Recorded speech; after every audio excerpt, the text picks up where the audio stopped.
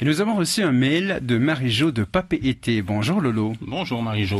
Je vois dans les journaux encore une drôle d'affaire d'escroquerie avec cette femme qui se faisait passer pour une gendarmette et même pour le procureur. Mais comment, en étant adulte, peut-on en arriver là ?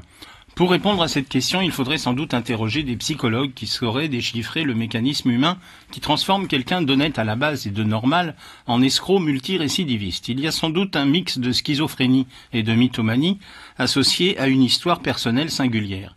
Et quand on prend connaissance de certains détails des méfaits de cette dame, on ne peut qu'être abasourdi par la méthode, se faire passer pour une gendarmette et débouler en civil chez des commerçants pour percevoir des amendes jusqu'à presque 1 million de francs pacifiques, ou encore changeant de personnage et endossant cette fois le rôle d'une greffière du tribunal, se faire remettre des sous en échange de biens soi-disant saisis par la justice.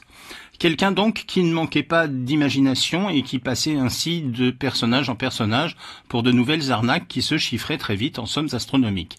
En même temps, si les infos nous parlent de ce genre d'arnaqueurs à répétition, gardons quand même à l'esprit qu'il s'agit de cas isolés. Mais d'une manière générale, il est intéressant de se poser la question de savoir comment quelqu'un qui, au départ, est honnête, se met à basculer dans le côté obscur de l'arnaque. Pour le guide touristique trafiquant d'ice qui s'est fait choper à Los Angeles, je lisais quelqu'un qui lui trouvait des excuses en parlant de difficultés financières liées à la crise.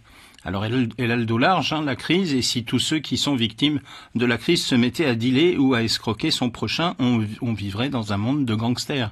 Je me souviens aussi du cas d'une employée de Vini qui avait détourné je ne sais combien de millions en vivant la grande vie dans des palaces en Nouvelle-Zélande et qui s'était fait choper alors qu'elle avait un job correctement payé et que la crise n'avait rien à voir là-dedans. Il y a aussi chez les gens qui dérapent et sortent de l'autoroute de l'honnêteté deux autres explications. D'abord le fait qu'ils ont l'impression d'être d'une intelligence ou d'une malice au-dessus de la moyenne, avec un réel sentiment d'impunité. Ils doivent penser que ce sont les autres qui se font prendre, mais pas eux. Donc un profond sentiment d'irresponsabilité.